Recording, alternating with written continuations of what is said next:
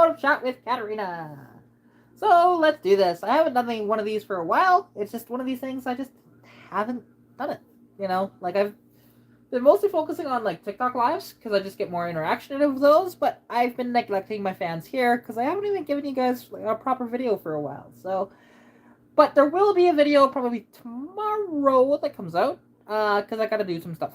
So what is the stuff that I am doing? Well, there might be a couple different things that I do. Because depending, I mean, it's going to be a little chilly tomorrow, so I might not do it. Because I still need to install the fan shroud as an example.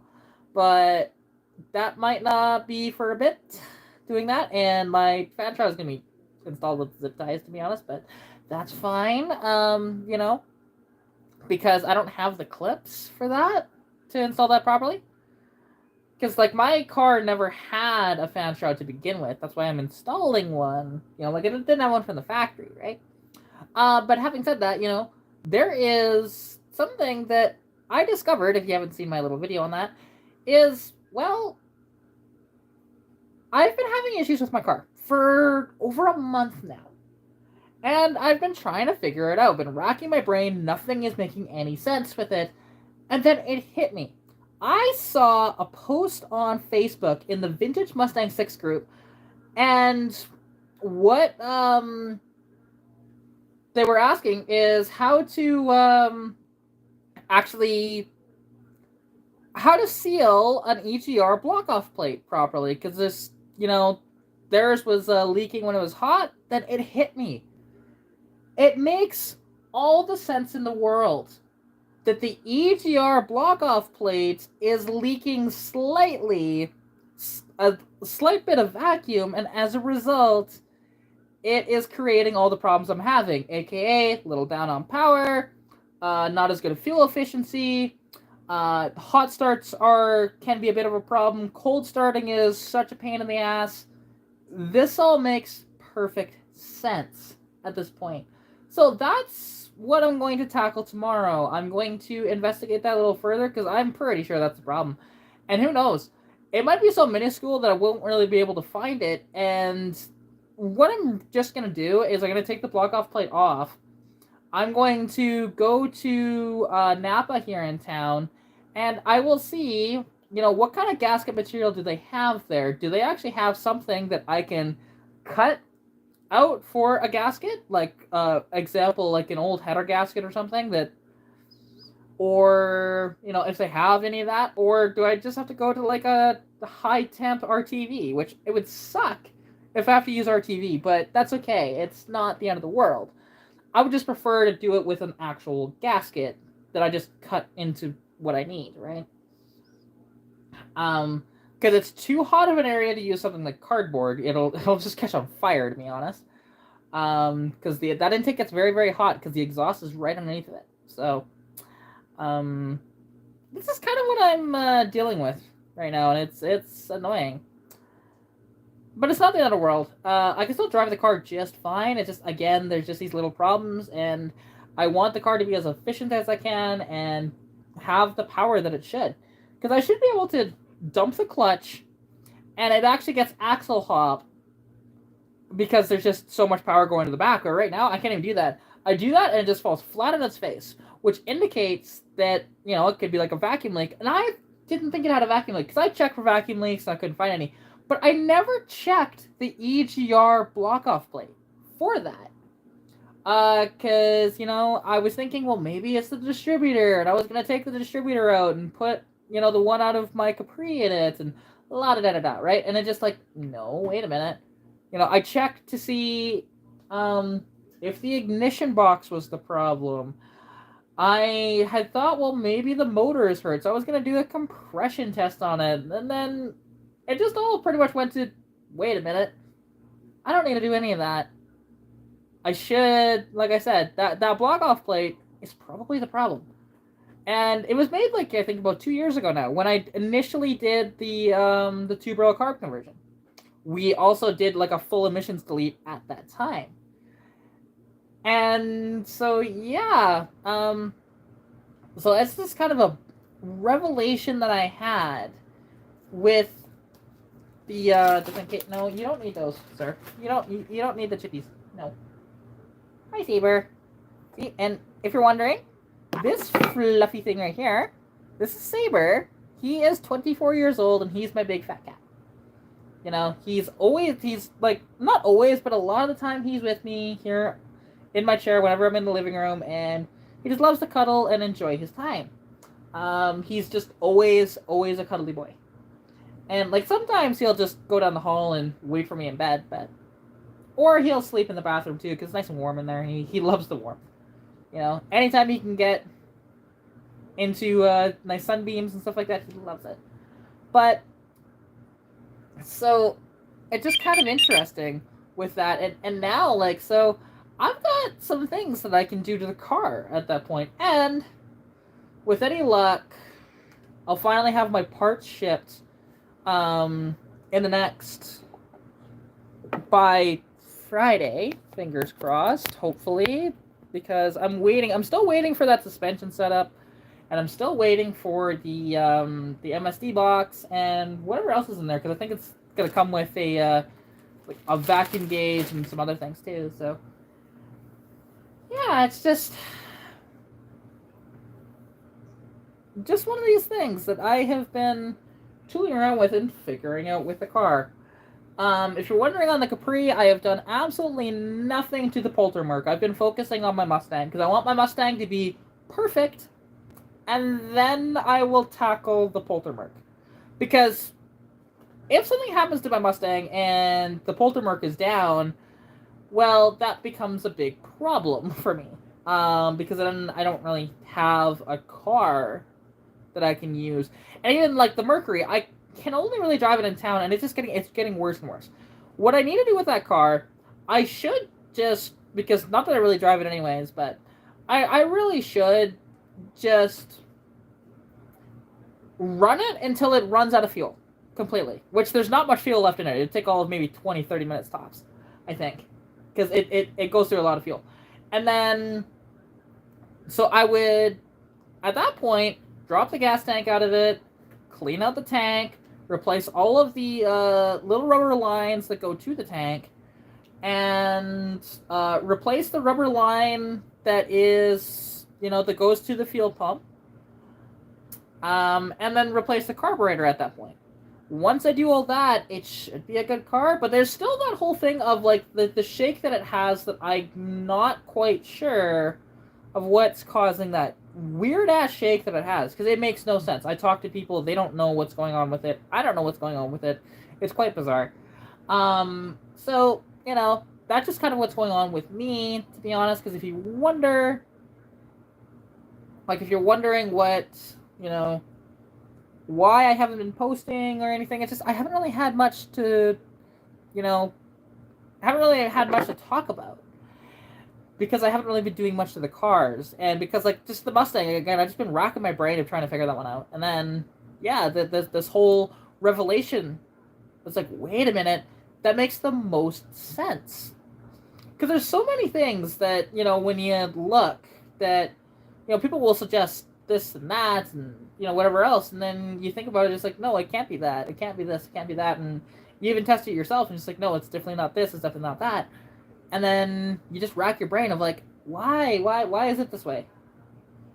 And, I think I figured it out. And I won't know, to be honest, until I actually get to it tomorrow. And who knows, because it says it's only supposed to be like 2 degrees, but if it's warm enough, I might throw my, might put the fan shroud on the car, like I mentioned earlier. Because it would be nice to actually have the fan shroud properly. I don't really need it for the winter, no, but when the summer comes back around, it'll be nice to have that fan shroud.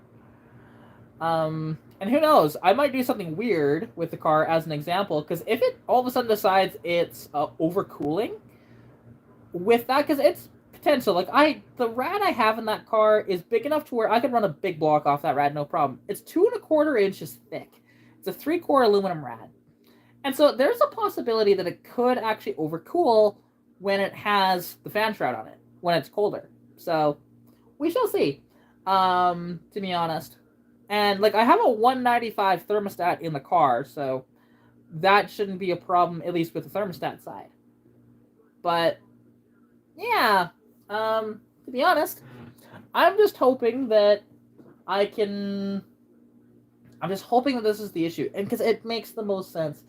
Everything that I've, been looking at, and everything that people have told me, just like, no, it's not that, it's not that, it's not that, it's not that, but it could be this, and like something, because there's this one guy, he gets a little upset if you don't do it, the way that he likes you to do things, because he's claiming that I'm just throwing parts at it when I haven't even done that.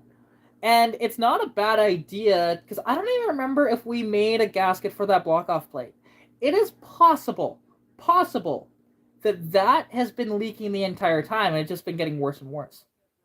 It's possible. I don't know because I can't remember what because like I said, it was 2 years ago, and I didn't actually make it. It was actually my friend Roy Marco, which he has a YouTube channel in here. Go check him out. That he actually made the block off plate.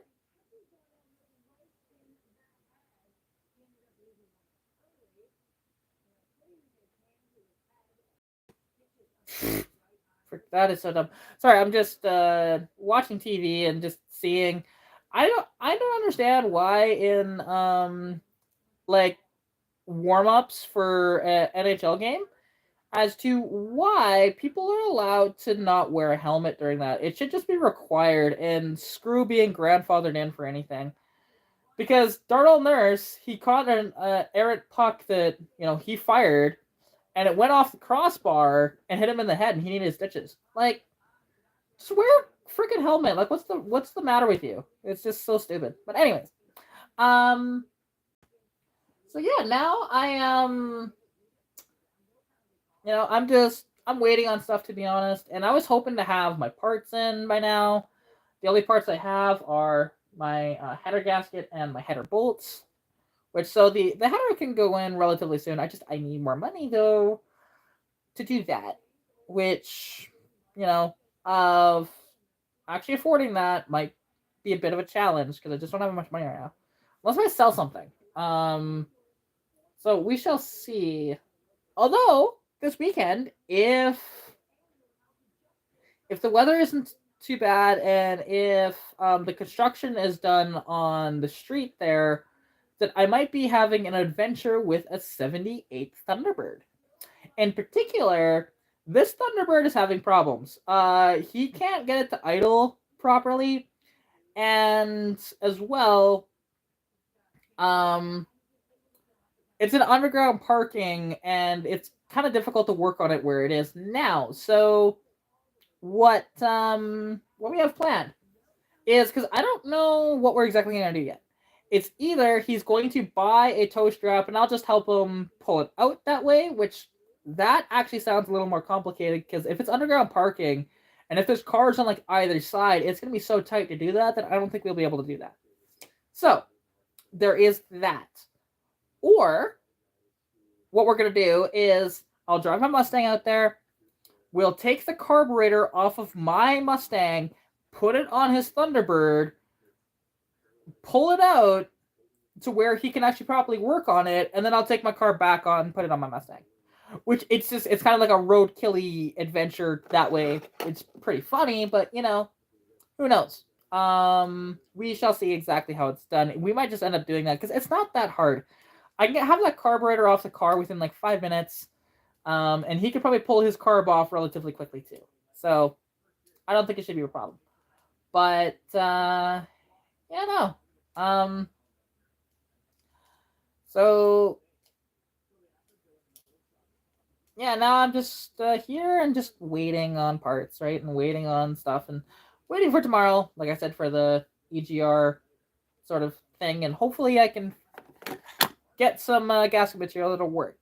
Otherwise, I'm a little SOL, right? But it happens, right? And, because I'm hoping that I can find, like I said, like some gasket material that's like that way and block it off that way. And hi, Cody. How's it going? I hope you're having an absolutely fantabulous evening. I know I am overall. Sadly, my Flames got their asses kicked in that game, but oh well. It is what it is. Um, but yeah, actually, I don't think I've seen you in comments or anything like that before. Are you a regular viewer of my channel, or are you just saw this and you stopped by? Because if you don't know, like my name is Katarina, and I'm a huge automotive enthusiast. I have a couple of Fox bodies. I have an '81 Mustang and an '81 Mercury Capri. Both of them have their problems, and my Mustang right now is the one that's having not like major issues. I can still drive the car just fine, but cold starting it is a real bitch, and hot starting it is as well, or can be. And then also there's the whole thing of it down on power, which I'm linking to the AGR block off plate that I made, or had made, I should say, 2 years ago. And it's possible that it's leaking a little bit of vacuum out of that. And you wouldn't really notice it at all, unless you're like right on it. And it's one of these things. So I'm going to investigate that tomorrow and figure that out. But yeah. Okay, cool. Well, I hope you enjoy it. And yeah, like to be honest, because like I'm a like I mentioned, huge automotive enthusiast. I like a bunch of different cars. I have worked on a multitude of different vehicles, and I am no means a professional mechanic. I just do things as a hobby, but it's fun. And then there's my channel here that I come out, and my channel, I basically, so depending, I'll show me working on cars. I will talk about issues with some of the cars. Talk about new parts I got. I can also, like, I will actually review some people's cars, and I also film junkyard tours as an example. I will do some auction previews, and I will actually video other people's vehicles just in general for like walk around stuff and whatever. So yeah, it's one of these things, and my channel's kind of unique because I don't do any editing, or very very minimal editing, I should say. So any mistakes that I do, you see on camera. It's quite a unique thing that I do in that regard. But yeah, if you have anything you want to mention, or anything you want to talk about, feel free in the chat, because it doesn't necessarily have to be automotive related. It can span to whatever. It's just, it is an automotive channel. I try to keep to that. But realistically, the ebbs and flows of doing live videos, it can go anywhere, right? So, yeah. Like I mentioned, if you have anything you want to ask or whatever, feel free. Or if you just want to listen to me kind of ramble on, I can do that too. Although it's difficult when to essentially talk to myself. I can do it, and I've been doing it, like I mentioned, for close to 18 minutes now, but that's just one of these things, and that's why, like, with TikTok, it's nice because I can have, like, music going, where YouTube, I can't. They kind of frown upon you playing copyrighted music on here, and I can not only get, like, just monetization taken down for that specific video, but then also I can have them, like, copyright strikes, and they could actually, like, take down my channel if I get too many of those. So I just avoid it at all costs, because welcome to YouTube. It's a little annoying that way, but it's how it goes, right? Yeah, sorry, I'm just trying to figure out what else I want to talk about, because let's see. So there's the whole thing of, like I mentioned before, like I'm still waiting on some parts to be sent to me by a friend of mine. Like, I'll be getting some new tools actually in there. Gonna be getting some should be getting Coney shocks and springs. Should be getting an MSD 6A box. So that stuff, once I have that, that'll be installed relatively soon, whenever I get it. And honestly, I'm just so excited for that, because it'll completely change the way that the car handles and feels. Should be just a lot nicer to take around corners and stuff. Because right now, like, the one issue I have with the car is Fox bodies naturally understeer, but with the suspension setup, it shouldn't actually understeer. And with any luck, that might actually fix the axle hopping issue. It might not, though, to be honest. The axle hop might still be there. after the fact, because sometimes that's just due to the fact of there's no like stopper bars on the rear end. So, because I don't think there is on that one, to be honest. Because rear, my 88 in my car was out of a 85 or 86 Mustang. I can't remember what year it was, but I think it was one of those 2 years. And it had the quad shock design, but I got rid of the quad shocks because I wouldn't have been able to fit my big tires on it. So that's why we did that. And the quad shocks don't really work that well because they're not stiff enough. So it was just kind of Ford's cheap attempt at trying to fix it, and it didn't work. So it's just one of these things. But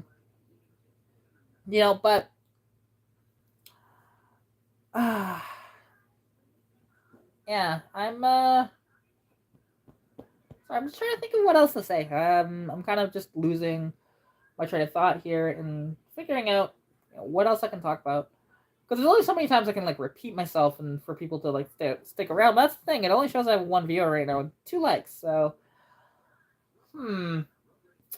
just trying to think. Because if I don't really get too much interaction soon with the live, I might just call it and do a live on TikTok. Because I have way more interaction on TikTok, and I always try and because I always think about like, hey, how can I do these lives here and get more interaction? And there's not much I've been able to come across other than if I'm sitting in front of my car outside.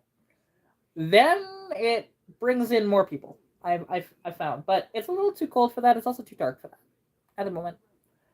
I wish I had a garage because then I could just like sit in the garage that way, right?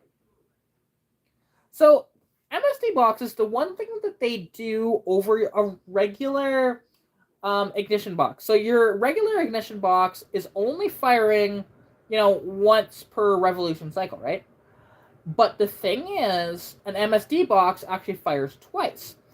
Up to 3,000 RPM, then it's no different than your regular box. But MSDs are nice because it actually gives you extra low-end power over, just a regular ignition. Plus, if I'm not mistaken, they also shoot slightly higher voltage too, which also helps to gain power. Like, it won't be like a super dramatic difference, but your power curve, if you get it on a dyno, you should see it smooth out a lot more on the lower end because of that. So, it's one of these things. I always say that they are worth the money, but it depends on what you're doing, to be honest. Because I understand, MSD boxes aren't like the cheapest thing in the world, and the only reason why I'm installing an MSD in mine is because I'm getting it for free off a friend of mine. So, and I can't wait. And because people are gonna look at me funny to have an MSD in a inline 6 car, but hey, it'll be worth it for me. I think so. And like I mentioned, I'm getting it for free, so I don't mind.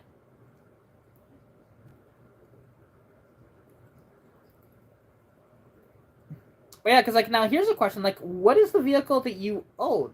Is it do you have like a specific project, or do you just have a car that you just drive?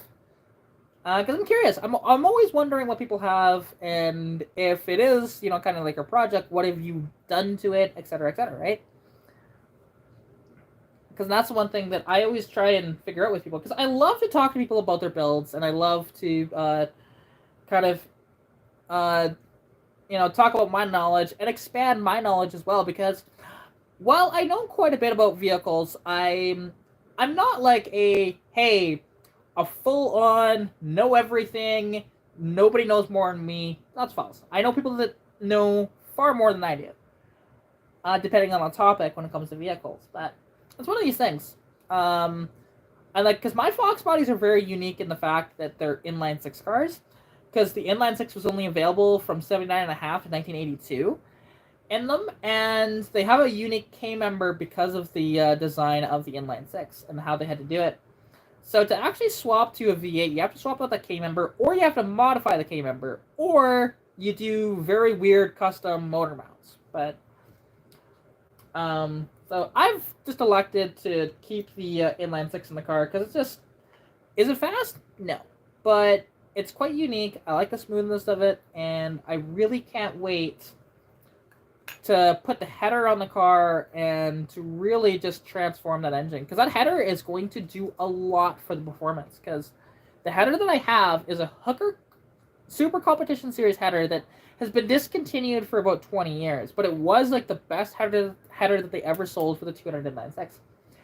And it's a long tube dual exhaust header that's actually a two-piece header, so installation should be a breeze with it. I can't wait. The only thing is, I just need to get a little bit more cash together so that I can actually afford to send it to the exhaust shop after the header is installed and have it hooked up to the rest of the exhaust. So, yeah. Which, I might actually ask a friend of mine, because normally he sends me like a nice little cash influx for Christmas, but I might actually ask him, like, hey, instead of that, can you just pay for the exhaust to be hooked up in the car?